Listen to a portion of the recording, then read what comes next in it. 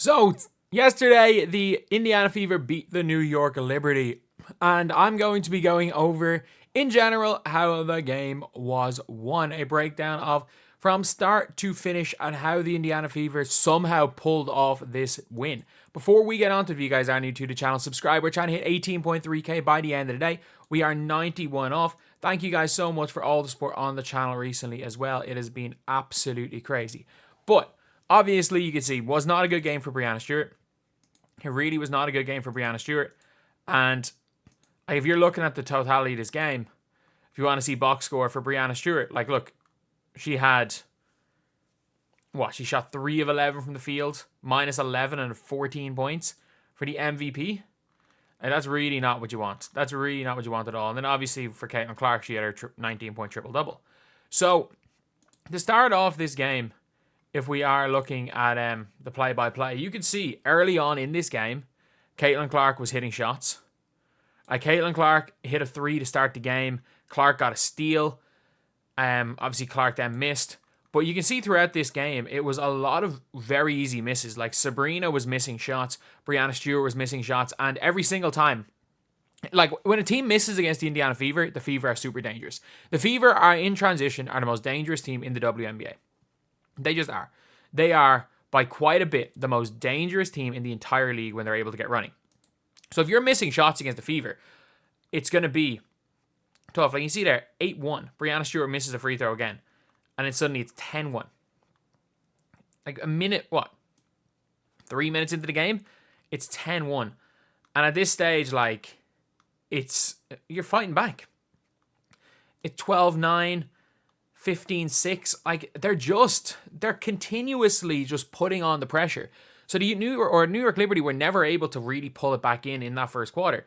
Look, they end up getting it back to 5, and Alyssa Smith scores.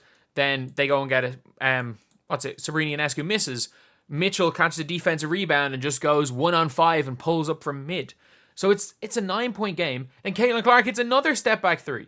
So you're looking at a game that's 24-12 early on in this game, purely because the Liberty just kept missing. And when you miss against the Fever, again, are dangerous. So that's just the way you have to beat the Fever. You cannot be a 3-point shooting team if you're shooting as badly as they did yesterday. Like, if you want to be a 3-point shooting team against the Fever, you've got to hit shots. You've got to hit shots, because when you can let Caitlin Clark, Aaliyah Boston, Kelsey Mitchell, when Temmie's playing Temmie, like, when you can let all those players run, you're not stopping them. Like, if you're playing badly against the Fever, they're the best team in this league at punishing you playing badly. So, as the first quarter went on, though, right at this point here, was this where? No, I think Caitlin Clark turned it over. A couple of things happened, and then Caitlin Clark subbed out of the game. Did she sub out of the game here? No, she subbed out of the game. Was it here? Yeah. They took out Boston and Caitlin Clark up 10. Crazy decision by Christy Sides. And then they just couldn't score. It's a 6-point game then at the end of the quarter when Caitlin Clark comes back in the game. So you're looking at a 10-point game, and for the last minute and 45 seconds, they didn't even get a good shot. Actually, to be fair, Erica Wheeler had a chance for a layup and kind of dribbled the ball off her foot. But they didn't look like they were able to do anything. And then Caitlin Clark steps on the line for a shot to go and put them up by, 9 again? But yeah, or was it up 9? Sorry, they were up 8 to go up 11. Caitlin Clark actually stepped on the line for that shot. But the start second quarter, Demirs Dantas hit a 3-point shot. She actually played pretty well. She can't move, but she can catch the ball and she can shoot, which is a good thing. And then you're seeing they pull out the lead again a little bit. Caitlin Clark shoots a fadeaway in I'm not sure if it was in Fibic or Vandersloot's face. In one of their faces, she ISO'd and shot a post fade, which was incredible. But as the second quarter went on, they just couldn't score. Like, the Fever, there is a big problem when it comes to the Fever, and it's that in the half court, they just can't score. Like, they lose the lead. They're up 31-20, and they go on a 12-0 run. They just are not very good when it comes to scoring. And then, in the half court, they then get a couple of scores back, And then the dumbest play I've ever seen in the history of basketball. I think, is it with like 10 seconds to go or something in the quarter? I can't remember when it was, but there was a situation where what's her name tries to save the ball for no reason. Kelsey Mitchell and steps on the line, and they went out and scored. To start the third, though, you're looking at the Fever doing pretty well. But again, they can't get stops. Sabrina Ionescu then takes over in the third quarter. She's hitting shots. And like the problem was in the first half is that, look, the Liberty were just missing shots. The Liberty were them by far the better team, but they were just missing shots, and the Fever were punishing them. That's all that was happening. Is the Fever were able to punish the Liberty who were missing shots. And that's really what the Fever do, is they just punish teams who are missing. Otherwise, they're really, like, don't have much going for them. And Sabrina just started hitting. She hit her first 4 shots in the third quarter. And suddenly it's a 7-point game. And I'm thinking, this one's done. This one's done. I genuinely thought, and I was like, there's no chance. There is no chance they can pull this one back. And they just don't, like, when was the last time they scored? So at 50-all with 5 minutes 38 seconds. And the next time they scored was at 1 minute and 55 seconds. Like, they didn't score for nearly 3 minutes. And a big shot there by and like the worst part is that this score right here, when it says assist Katie Lou fumbled the ball and it just landed in Kelsey Mitchell's hands, who chucked it. Like, at this stage, Caitlin was chucking bad shots. Kelsey Mitchell was chucking bad shots. And the subbing in Lexi Hull, that changed things. It was a 7-point game here at the start of fourth. I thought there was no chance. And then suddenly it's an 11-point game at 8:51 to go. And the big difference at this stage in the game is that New York were just missing. They were missing. Caitlin Clark pushed it in transition off a rebound to go and score. Like, that was her first score since early enough in the second quarter. She only had 4 points through after the first quarter. Lexi Hull then goes and runs and gets fouled. And yeah, Lainey Hamilton Burke hit a 3-point shot. Sabrina hit a 3-point shot, and I'm like, this isn't looking great. Dantas actually hit a nice pull-up. But then Sabrina, after shooting the pull-up too, she then goes and gets teed up. Caitlin was able to see the ball go through the rim, which is good for her. Dantas then catches the ball off a pass from Lexi Hull and scores. But for the rest of this game, it really was a situation where, like, the Fever weren't playing well. The Liberty were just playing terribly. Melissa Smith goes and hits 1 of 2 free throws here. But this was the moment that changed everything. I can't even remember. There was a challenge call, and it was an absolute no call. It was a no call. And then Jonquel Jones missed the 2 free throws. They then get a shot clock violation here. The Liberty call timeout. Lainey Hamilton misses. Caitlin Clark runs down the court in the middle, like, backs down Lainey Hamilton, is like playing in the post, comes off her onto her right, and won. Suddenly it's a 3-point game, and you're like, oh crap. Sabrina Ionescu misses.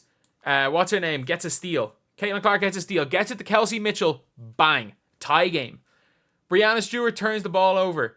Kelsey Mitchell gets a steal. Kelsey Mitchell dribbles down, runs the pick and roll, and she passed the ball. Kelsey Mitchell passed the ball to Aaliyah Boston off the roll, and Aaliyah Boston made it. It's a 2-point game right here.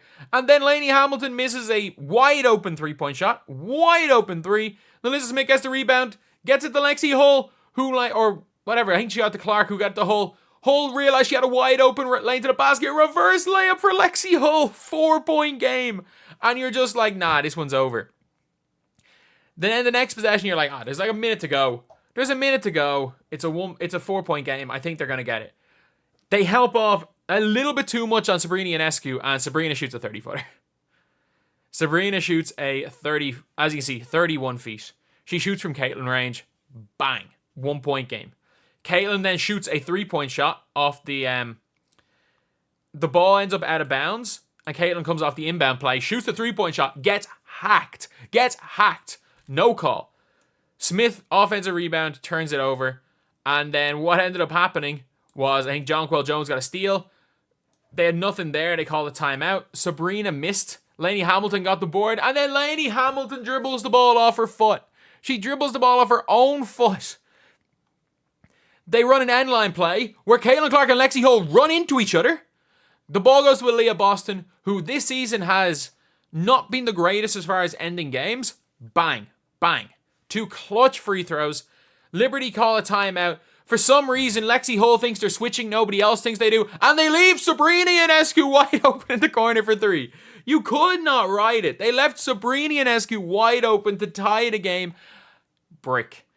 Nalissa Smith gets the rebound. They're trying to foul Nalissa Smith. Kelsey Mitchell grabs the ball out of Nalissa Smith's hands.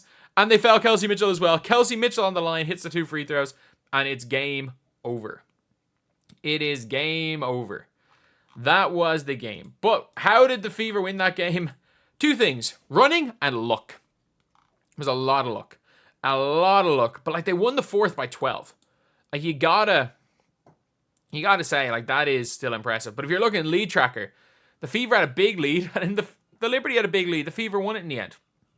If you want to look at, like, I just want to see scoring. And I see here. I just want to see, can I see the, like, shot charts for the team? Like, the New York Liberty shot 29 of 71 from the field. And you're just looking at them shooting the 3 ball. X's everywhere. Like, they shot a couple of nice ones from here.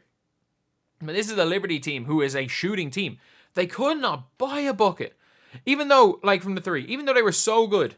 Like, look at the heat chart. Like, at least the Liberty, or everyone's cold from this range around here. They were hot from under the basket, but they were cold from the entire 3-point line. Like, a big reason why the Fever won that game was luck. They left Sabrina Ionescu, Breanna Steward, Lainey Hamilton, and John Quell Jones open the whole game. They left them open the whole game. Look, I would love to be there saying that this was some defensive masterclass. They left the Liberty open. They just missed. The Liberty just missed shots. And ironically, Sabrina Ionescu came out talking about how this was their Super Bowl for the Fever. Well, if this was their Super Bowl, then you guys choked worse than Peyton Manning in 2015. Was that the year? It was a year where he was really, really bad in the Super Bowl. I can't remember. But, like, yeah. Was it 24? I genuinely can't remember. Either way, you choked. You got left open the whole game. If this was their Super Bowl, they wouldn't have left you wide open. This is not their Super Bowl. Their Super Bowl is against the Sky and against Diana Taurasi. That was the Super Bowl for the Indiana Fever. This was a huge game because yous are pretty good, and they and like Caitlin Clark got a triple-double. This was not their Super Bowl. They left you open. You missed. You just missed. It is what it is. Basically, that is how they won. If a team is shooting badly against the Fever can beat anybody. It's hard to grind out a win against the Fever when you're not scoring because the Fever are that good in transition. Either way, thank you guys for watching. Please like, comment, and subscribe.